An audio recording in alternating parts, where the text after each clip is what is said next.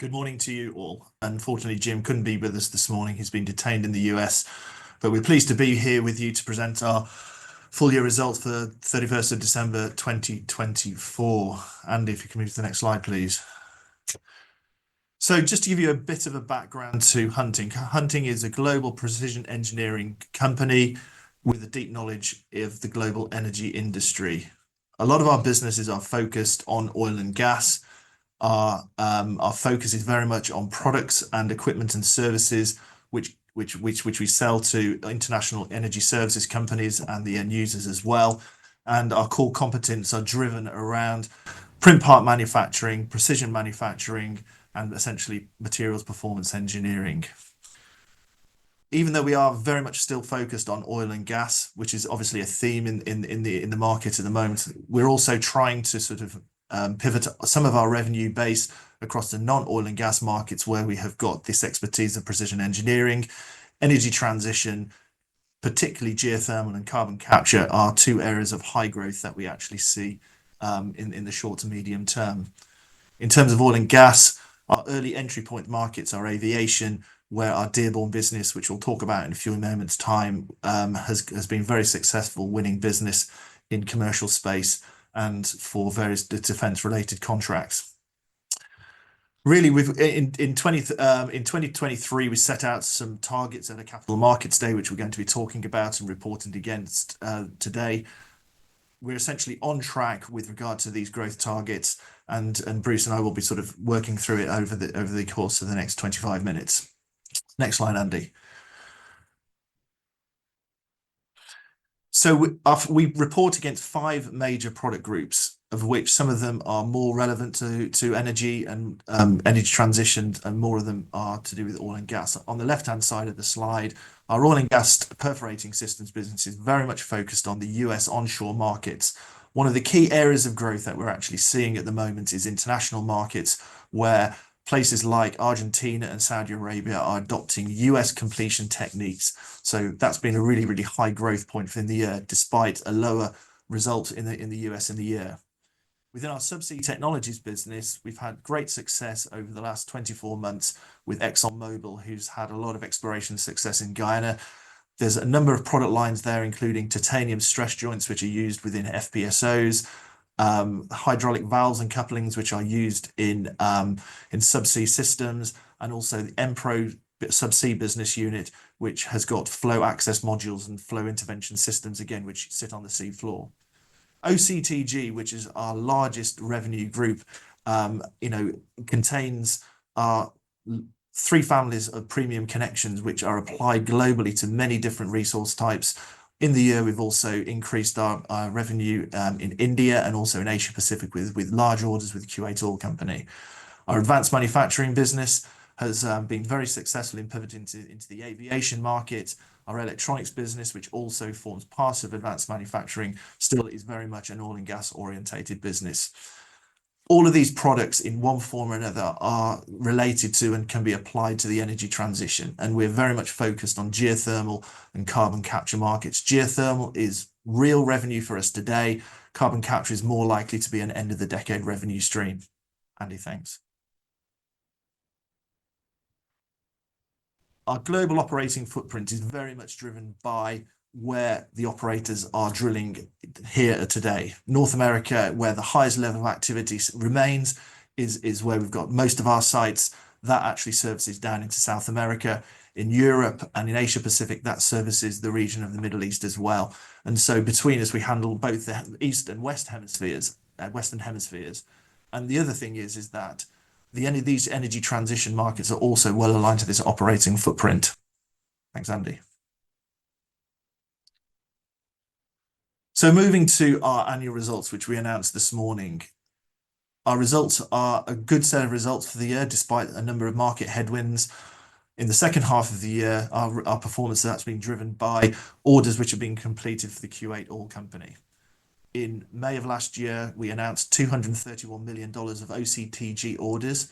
We began delivering them in September of this year, and they will be completed in the first half of 2025, which contributes to the strong revenue profile for the first half of the year.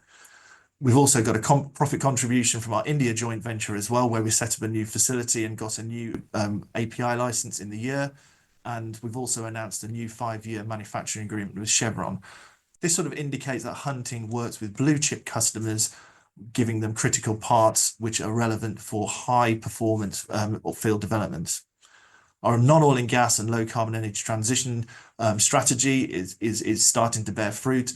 Despite our revenue profile for non-oil and gas remaining broadly flat at $75 million in the year, we were able to announce $60 million of organic oil recovery orders, which is being supplied to the North Sea. And we'll talk about this in a few moments' time. Our energy transition revenue was just under $15 million. And we've also made an additional investment in what we believe to be a high growth long-term market in 3D additive manufacturing. One of the areas of focus as we went through 2024 is focused on increasing our cost efficiencies and sustainability of the group in the long term. We've announced a restructuring of Hunting Titan during Q2 2024, and in January 2025 we announced another restructuring of our EMEA operating segment. Earlier this week, we announced the disposal of our rival downhole tools business, which has netted us 13 million of cash, which adds to our cash pile, which we're going to be pursuing with through acquisitions. Next, Andy. So in terms of financial highlights, our revenues are up 13% to just over $1 billion. EBITDA is up 23% to 126 million. And our free cash flow has been particularly strong in the year with a number of $139 million. This has led to us increasing our dividends by 15%. Our Capital Markets Day ambition is to increase our dividend by at least 10% to the end of the decade, and this fulfills the ambition. And given the strong cash balance that we had at the end of the year, we decided to push the distribution up slightly more than our Capital Markets Day target. So Hunting's EBITDA profile, you can see from this slide on the left, has been dominated by our OCTG product line, generating $80 million, followed by $30 million of our subsea businesses. Those two have been the standout performers of the group in the year. Unfortunately, we've had a couple of headwinds within our perforating systems business, and we'll talk about more about the restructuring, which will improve profitability in a few slides' time. One of the key Capital Markets Day targets is for us to achieve a EBITDA margin of 15%. And in the year, our subsea and OCTG product lines achieved that. And you can see the drag that our total margin has had thanks to our sort of lower perforating systems margin in the year. And that's an area that we look to improving over the next 12 months as the impact of our cost cutting is felt across the group. So just to run through our product groups and the performance over the last 12 months, starting with our OCTG product line, you can see that we generated $436 million of revenue for the group, which is about 44%. That was generated at EBITDA margin of 17%, giving us this EBITDA of 80.2 million.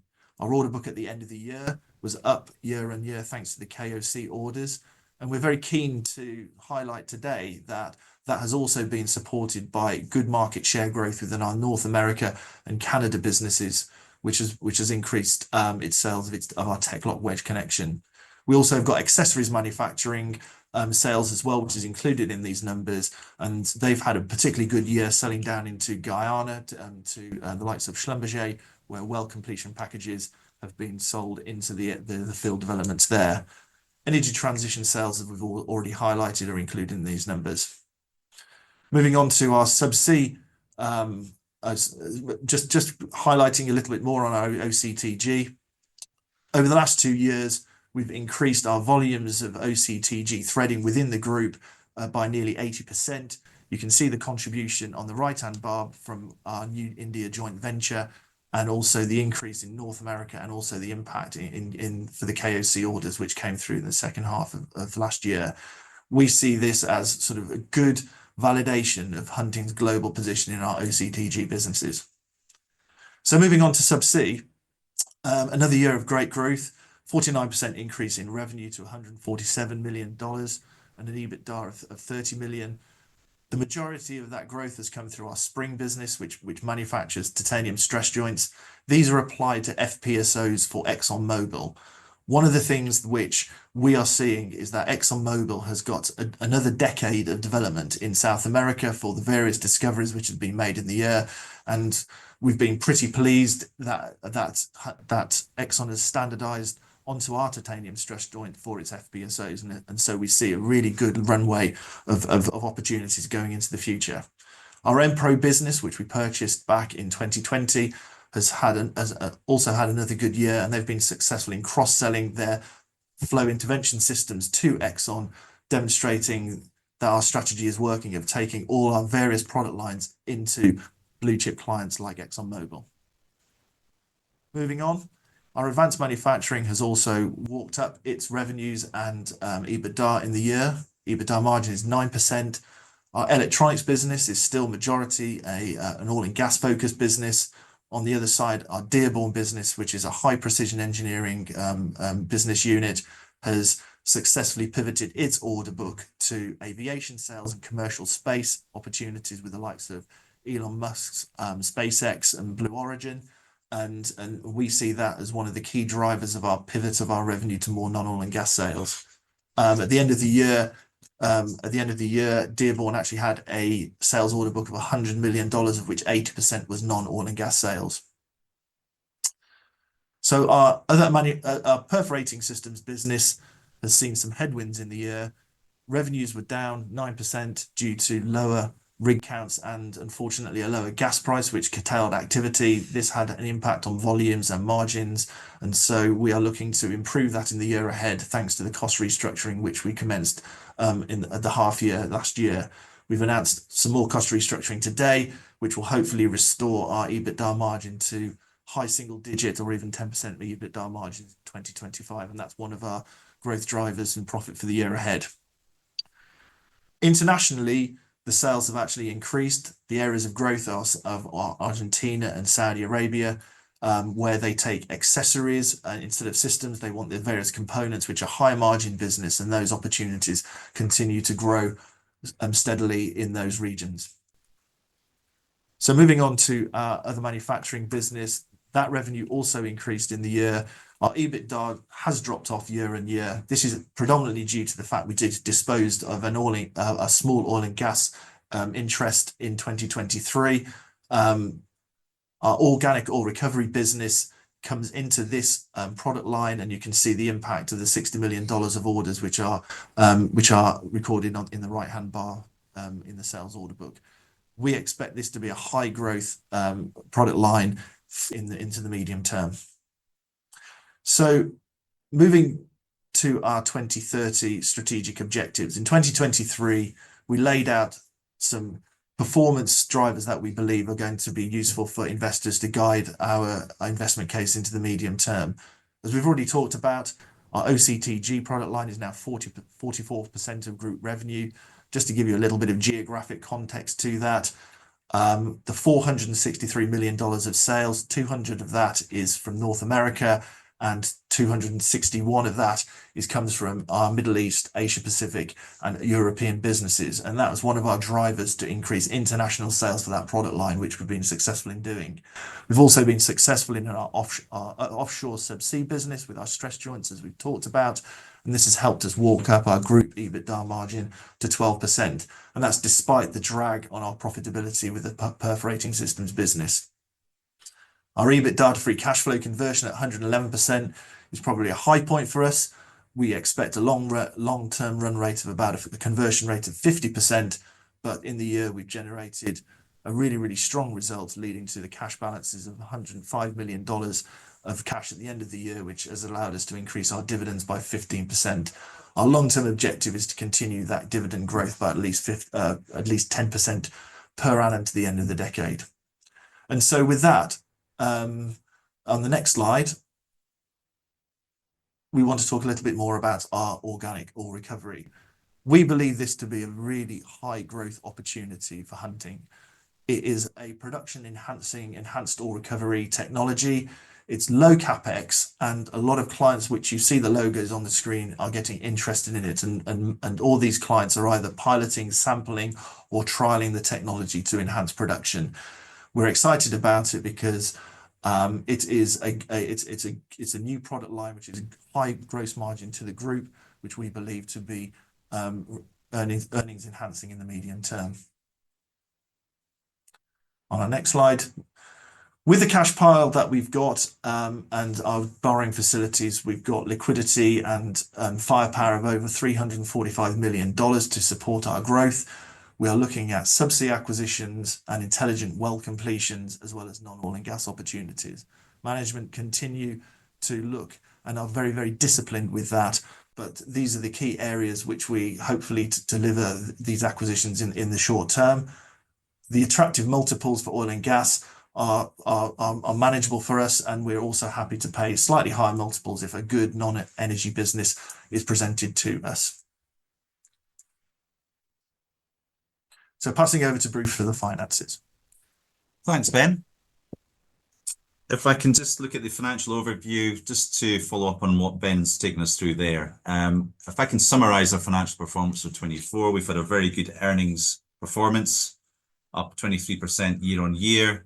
We're sitting with a very strong and efficient balance sheet due to if you look at the working capital cycle, is reduced it's almost halved from 215 days to 109 days. Really pleased with that performance.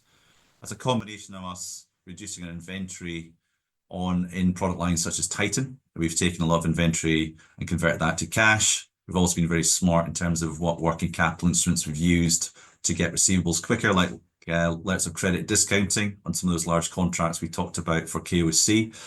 So we're in a very good place in terms of our earnings, or a really good place in terms of our balance sheet and its efficiency going forward. With that refi in October, we managed to add through $1 million of liquidity. So really well positioned for M&A growth, further shareholder distributions, and also supporting our growth through organic projects as well. Next slide, Annie. As Ben mentioned, we're looking at, we've had some headwinds in certain areas of the business, and it's really important that we address that to get our blended margin back to where we want to be. Last year, we looked at our Titan business, which we had to restructure due to the reduction in US completion work, and that took $6.5 million of costs out. We're looking at a similar situation in EMEA. I think we all know about the reduction in UK oil and gas activity, which has really hit that area. And we need to resize that business. So that will take the form of further cost restructures, significant cost restructures. That's ongoing at the moment. We're engaging with the workforce and key stakeholders there. So that will get that business back into shape and get us back to the returns we need. We're also looking at pivoting that business more from the Europe down towards Middle East, which is much more active and much closer to customers. So it'll be a combination of reduced costs and getting closer to a customer base, a more active customer market down in the Middle East. We'll continue to trim costs where we can. That'll be in areas such as further cost reductions in Titan, further reductions in electronics in the States, and we'll look at improving efficiency across the board.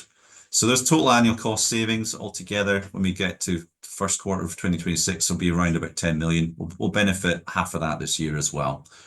We're also looking to improve return on capital. Where we've got businesses that are not getting that return, we'll look to exit and redeploy that capital into more margin enhancing product lines. So an example of that is our disposal of the rival downhole tool joint venture. We'll get $30 million of that, and we'll put that to play into more margin accretive work. Following up on our revenue growth, you can see our 5 product lines here. We've had revenue growth in 4 out of the 5. The star there was subsea at 49% year on year. Fantastic performance there based on all that growth coming through the Guyana projects, but also into new customer bases, into the likes of Turkey offshore as well.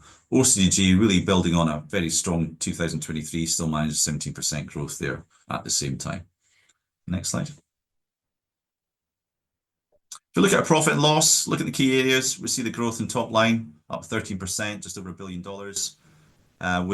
Even with those drags and margins in EMEA and Titan, still managed a point improvement on our gross margin, which is great to see.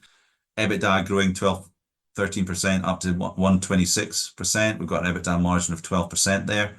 So we ideally want to see that up towards 15%. And we believe we can get that there over the next 12 months with the combination of cost reductions, focus on the high margin product lines, adding some quality M&A in there as well. Running through that, that gives us a profit for the year of 55.8, which gives that adjusted EPS growth of 55%, which is great to see, from 20.3 up to 31.4. And we've got dividend per share declared of 11.5, which is a 15% increase year on year. We've also tried to give our investors and stakeholders a closer look and more transparent look at the business. The way we do this on this slide is by showing our performance by the segment along the top, areas such as Titan, North America. And we also look at down the y-axis on the product lines down the side as well. So that shows that combined performance all the way down to EBITDA lines.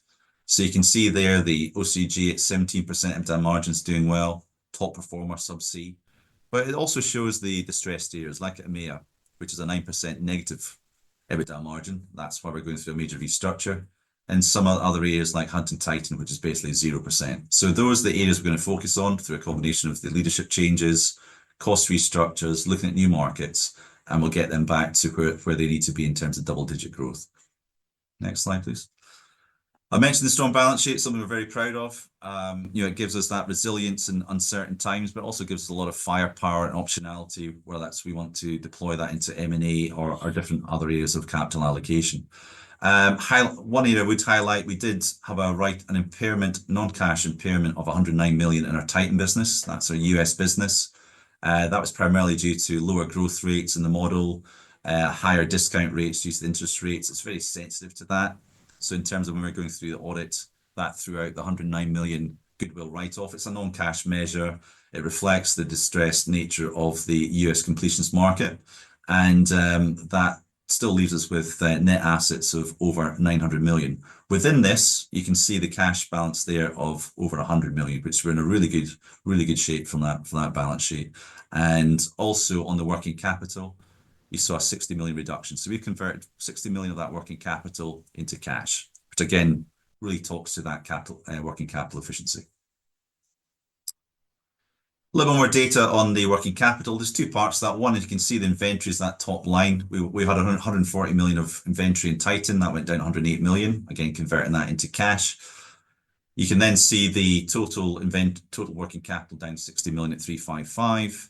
We use the metric of working capital revenue as a yardstick to see how our efficiency is. Last year at 46%. Now we're down to 29%. So we really perform well. We'd hoped to get to 40%, so we've overachieved. Many ways that's due to the working capital instruments like letter of credit discounting, which are all done at a very cost-effective way. It's actually cheaper using these instruments because we're using confirmation of banks in the Middle East compared to our balance sheet. So it's cheaper to borrow through these instruments or use bank acceptance bonds than it is to borrow through our debt facility. So very efficient, and also we get the benefit of the cash in the balance sheet. Going through all inventory days, receivable days, all going the right way, and very pleasing to say. We've actually halved our working capital cycle from 211 down to 109. So really pleased with the efficiency there. That all flows through to cash generation. You can see our EBITDA, our earnings at the top with our share-based payments. We're back at 140. Got a benefit of the working capital inflow of 53. Capital investment to the company is not high. It's actually less than depreciation. So we're just mostly maintenance CapEx going forward. There's not a lot of cash required in terms of maintaining our capital base there at all. We have a little bit of shelter in terms of our cash payments due to our deferred tax assets and our capital structure. So that gave us that 140 million of free cash flow, which is 111% of our EBITDA to free cash flow. So going forward, we look at that more normalized at 50%. It has been exceptional in terms of those working capital instruments, but really pleased with that performance. And that gave us that fantastic cash figure at the end of the year of 106 million. In terms of our guidance, how do we see 2025? Again, good steady progress in terms of our earnings. We're looking at upping our EBITDA guidance to 135 to 145 from what we saw in 24. EBITDA margins increasing around with that 12-13% mark. CapEx again will be in the 35 to 40 mark, no more than that. Our free cash flow conversion will still be strong at 50%, and that will flow through to a total cash in bank of 135 to 145. So the last few slides are just looking what gives us that confidence in 25 and beyond. So if I just look at the order book is obviously key. We've got 500 million of an order book. That doesn't include the $240 million worth of Titan that we'll do this year. Majority of that 508 million will be invoiced and recognized in 2025. Behind that order book, we've got a very active and healthy tender pipeline of over $1 billion. That's in key areas such as the OCTG. It's also subsea and also advanced manufacturing as well. And we really believe in the market fundamentals, that pivot towards that offshore international subsea, long-term, deep water, ultra deep water, multi-year programs, critical parts, high margin. That's where we are. And that will continue for the foreseeable. Another strength we see that's going to support 25 and beyond is North America. We're seeing the Henry Hub gas price up at $4, which is a significant increase in what we saw through 24. That will help activity. We're also seeing a lot of capacity increases in the LNG export pipelines. That's going to double over the next 4 years between 2025 and 28. Carbon capture opportunities are there as well. That'll be more towards the back end of the decade, but we're well placed with our product line to service that market. We all know that US electricity demand is going through the roof. We've got data centers, and that's going to be supplied, and that's going to require energy. LNG is going to be a really good example of that, natural gas. And also well placed the geothermal. There's still projects, some of them have been delayed, but again, we're well positioned to benefit. We did see some sales coming through 2024, and that will continue to increase over the next 2 or 3 years. A real success story for us has been South America. 5 years ago, we had less than 10 million revenue. We're now up at 100 million for the continent. So we are supplying all our product lines. Guyana is our subsea product lines. Our titanium joints get into ExxonMobil, along with completion accessories into Schlumberger. Suriname is a really exciting discovery next door, same geological formations. So it'll be the same product lines going there. Brazil is a really growing area in terms of deep water, FPSOs going in there, OCG supplied there. In Argentina, we're supplying lots of Titan perforating guns into that as well. So that whole continent, we're touching that with all our product lines, and it's up to 10% of our total revenue. Just touching on the rest of this, a lot of these areas in terms of the Middle East, in terms of India, our joint venture in India, some really strong tender contracts coming out of Middle East in areas like Saudi, KOC, Bahrain, Turkmenistan, and down West Africa. So we're now very much at the top table. We've demonstrated our ability to deliver a 230 million contract with KOC. We've now got the product and technical qualifications to access those tenders, and we're seeing them coming through at a pace. We've got people down in Iraq, that's opening up as well, and dealing with major international companies down there. Perforating systems, similar formations in Saudi to what we see in the States, so a very fertile ground for our Titan business. Organic oil recovery, it's getting some great traction down in the Middle East, places like Oman, down in Qatar, etc.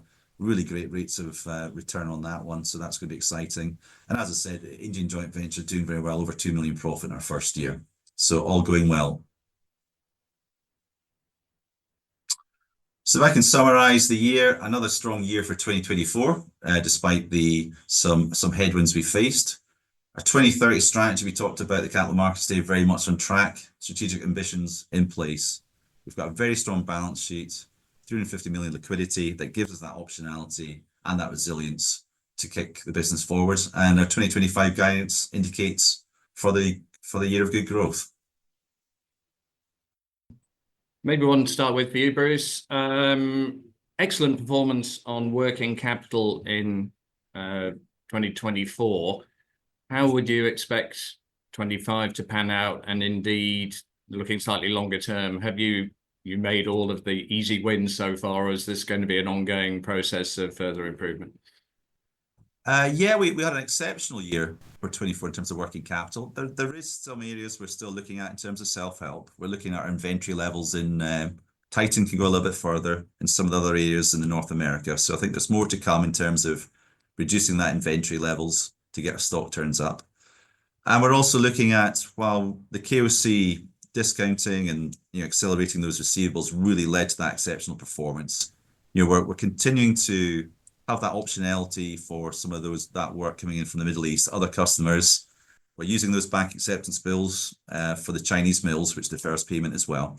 So I think a combination of those two things, the self-help plus the working capital instruments, will get us towards more, I'd say more normalized to be 35% of our revenue be working capital.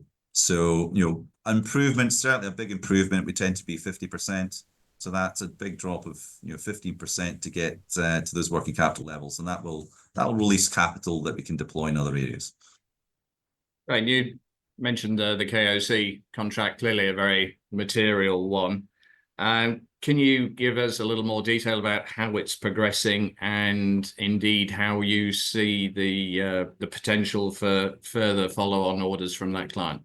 Yeah, well, it's progressing well. One thing is to win the order, but you've got to then deliver tens of thousands of joints of pipe from through the supply chain. So we've delivered 4 shipments from July through to December. The customer is very happy. He's got his deliveries. He's paid the bills. Very satisfied with our execution there. The team have done a fantastic job in KOC, and that's going to help us with potential business, not just for KOC, but also our demonstration of that supply for other customers down there as well. So that's gone well. There will be other opportunities. Kuwait is looking to get from 2.6 million barrels a day up to 4 million barrels a day. So they've got a very intense oil and gas development program. We have won further work in the KOC tender. It wasn't quite as much as we'd hoped, but it was still a significant amount of business. There's a future mega tender coming out for KOC. They're going to double up there as well. So that's one we've got our eye on, and that'll come out later on this year as well. So lots going on in that region. And I think our track record, our delivery on this project can only help us going forward. Right, and staying with the Middle East, we have a question. Is the new facility in Dubai aimed at strengthening existing client relationships, or do you also expect it to help you win new clients in the region? I was down there 2 weeks ago, Andy, and it's the facility looks great. It's a larger facility in the JAFZA free trade zone. So it's really well positioned for strengthening existing relationships on our well testing business. We're going to move our well testing business from Holland down there. A key market for us is Saudi, Abu Dhabi. So that's going to strengthen those existing, but also give us a chance to widen that customer base into that wider region as well, through the operators and also the service companies down there at the same time. We're also looking to do a little bit of expansion down in Saudi. That's a very good growth area for us as well. That's mostly completion business, but we're doing a small expansion in there to capitalize on that strong market at the same time. Okay, yeah, thank you. Very clear. Now, question that pops up quite regularly, and it may have changed in the last 10 minutes, but someone is understandably asking, as much as anybody can predict the direction and severity of American tariffs, in the light of what we've seen from exporters into the US being punished so far, how do you think that this might affect hunting going forward? I think directly we've got quite small exposure, so I think we're quite fortunate. The areas that might touch on is, for example, we do supply perforating systems from our US base to service the Canadian market. We do have actually what we've done ahead of the tariffs. We've actually put more stock on the ground in Canada to get ahead of that. So that'll keep us going for 9 months. And I think in this uncertain time, 9 months is a long time in tariff world. So I think hopefully things will normalize by then. So we're ahead of that game there. There is a little bit of tariffs affecting some of the perforating guns coming in from outside the States. And we've seen one of our competitors actually raising prices. But it's not a material amount. We'll pass that tariffs on to our customer base in line with what our competitors are doing. So in terms of direct tariffs, because we've got a lot of onshore supply chain within the States, we're not reliant on imports. The impact will not be material. It'll be pretty minimal for us. I guess the wider question is what's going to happen more the geopolitics of tariffs and recessions, inflations as well, which really are out with our control. But what we can control, I think we're in a pretty good place in terms of the impact on tariffs. You can only look after what you control, and self-help is a very important factor in your margin plans as well. So it makes perfect sense. Right, we're pinging around a little bit. Capital allocation.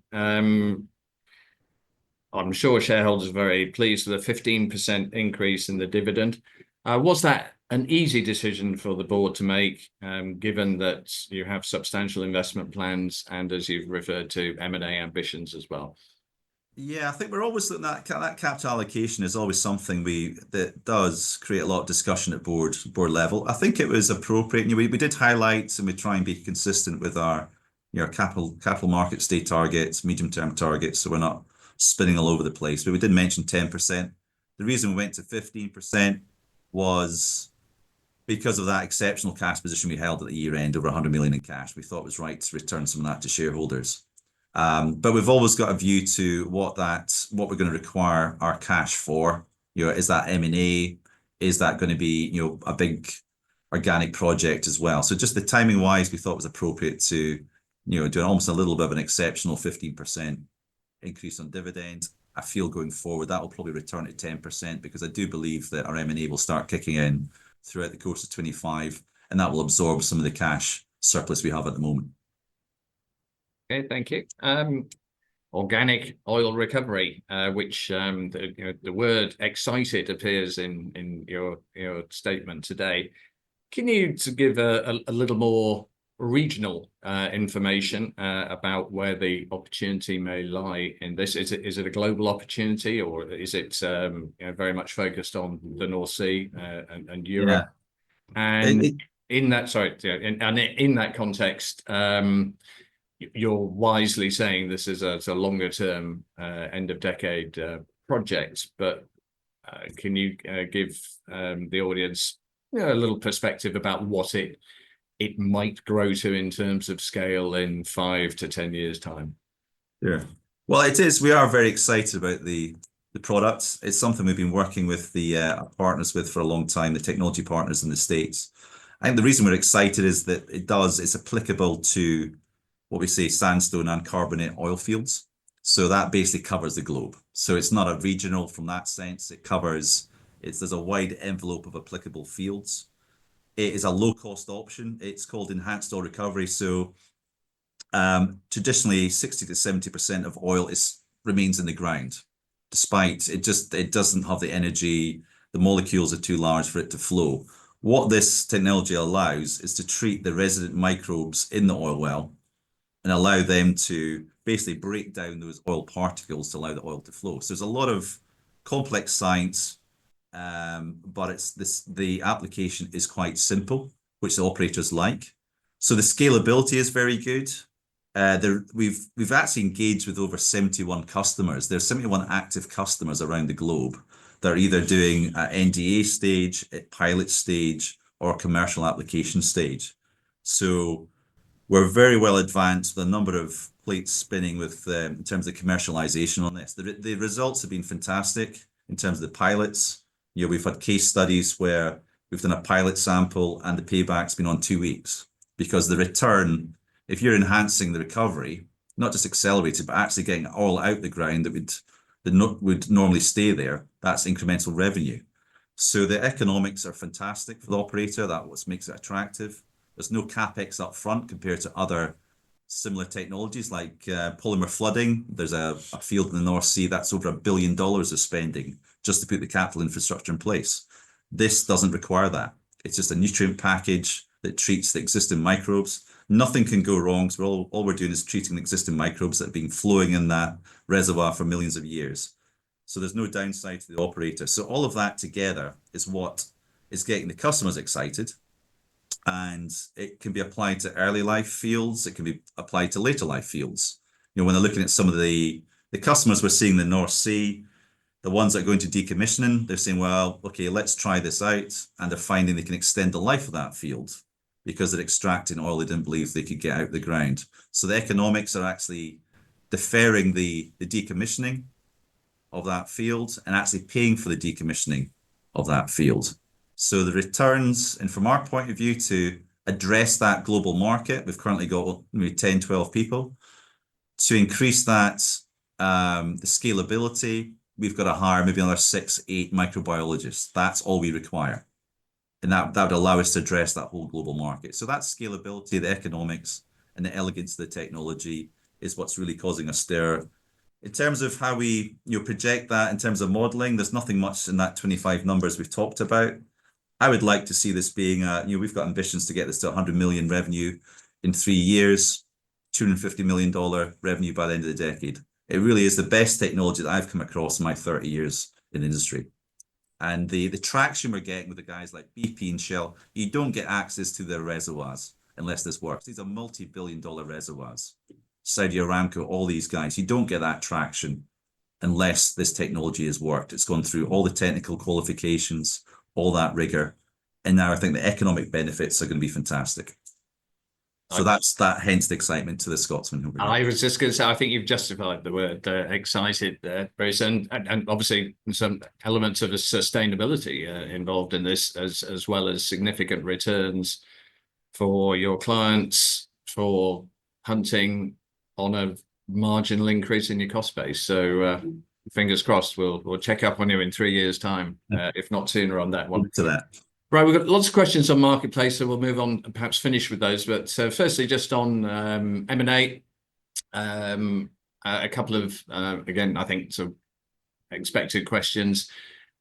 What sort of pricing parameters do you have, or financial constraints internally do you put on targets? And how do you see the markets or markets? Because I'm sure you've got diverse areas that you would be looking to purchase in at the moment. Is it a good time to be buying? I think it is a good time, Andy. Obviously, we've got the cash there. The multiples we tend to go, the traditional multiple be EV to EBITDA. So we're seeing them in a sensible range compared to what we're trading at. It's that 4 to 6 range. So it's fairly sensible in terms of the expectations from the seller.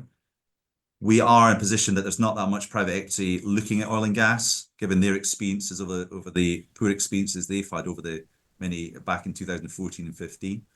So there's not that many buyers out there with our balance sheet, with our reputation in the market as well. So it's a good time to buy. The areas we're looking at are the subsea, intelligent completions, and also we look at some, if there's a non-oil and gas component that we could achieve the right margins, but also at the right multiple, because they tend to be at a higher multiple. So that's always the trade-off there. But we'd really like that subsea space. There's some good intelligent completions businesses out there at high margin. We're actively engaged in a number of these companies across those areas we've talked about. And that combined with our balance sheet, the fact we've got that firepower to actually execute on the deal gives us an advantage in that market as well. Yep. Very sensible. Nice one here. I might paraphrase it slightly, but in terms of immediate sentiment, there has been a move back to traditional fuels. And the question is, do you regard the rhetoric of drill, baby, drill, or BP's recent move back towards fossil fuels as evidence of a material shift in the market? And are you already seeing the benefits of that, or is there going to be a lag before you see more drilling work? I think I'll take that, Andy. At the end of the day, the Hunting board led by Jim and Bruce, through the sort of the pandemic, and as we've come sort of out of it, and it's 5 years behind us now, they did not sort of jump into the camp of energy transition and renewable energy and divesting oil and gas assets. They always believed in the long-term energy demand profile for oil and gas. Yes, the energy mix is probably going to change over the next 3 or 4 decades. You hear that BP is very much focused on gas. For Hunting, we are agnostic to oil or gas for our equipment. And at the same time, we're actually building up in a very, very steady and measured way our sort of non-oil and gas and low carbon solution and business lines. One of the things that we set out at the Capital Markets Day was to say, we do not want to dilute returns or our margins by sort of doing something, but jumping into an area which was either lower margin or lower return when we knew and were convinced of the long-term demand for oil and gas. So we think that people like BP are just retrenching back into a position that they were quite a long time ago and just realigning themselves with their peers. Yeah, brilliant. We are talking decades. And another, I suppose, related question to that, as you both mentioned in your market commentary at the moment, you've got natural gas prices up at $4, which I believe is probably about a 2-year high. You've got West Texas going the other way. So there is a question. Yeah, are you responsive to these commodity moves, or is there really quite a long lag time for people, your clients, to make significant capital investments as they see what may be a short-term blip turn into a more sustainable trend? I think again, this is sort of slightly out of the hunting wheelhouse to comment on global economies, but we see that governments like Saudi Arabia do a fairly good job of managing the oil price around the $70 to $80 oil price, because they need that for their local economic benefits. Most oil fields have taken a lot of costs out of out of their systems over the last decade, and so the average price generally globally is probably the lifting cost is less than $40, so that a lot of companies will still make a reasonable amount of money in a $60 to $70 plus trading environment. Now, as I say, Saudi Arabia has done a good job over the last 10 years of actually keeping it in the mid-70s. Yeah. Right, and perhaps the final question, we talked about the positive trends towards fossil fuels. Do you see that dampening interest in geothermal and carbon capture at the moment, or it sounds again that they are sort of longer term developments that just make sense to sovereigns or large corporates involved in the sector to have diversity? Yeah, I think you've got to look at an energy picture which is a mix which is going to change over the next 2 or 3 decades. When you read things like big companies, Rio Low Carbon Solutions, you can see that there is sort of ebbs and flows into lower carbon technologies, which we're quite happy to see, because if you look at the electricity demand profile within our presentation, data center usage, just general sort of tech energy demand is only going to go in one direction, and oil and gas is just going to be a solid part of that mix to the end of the century, really. Yes, I think it was in one of your slides, the ongoing use of electricity in America and globally is a rapidly growing trend that is not going to change.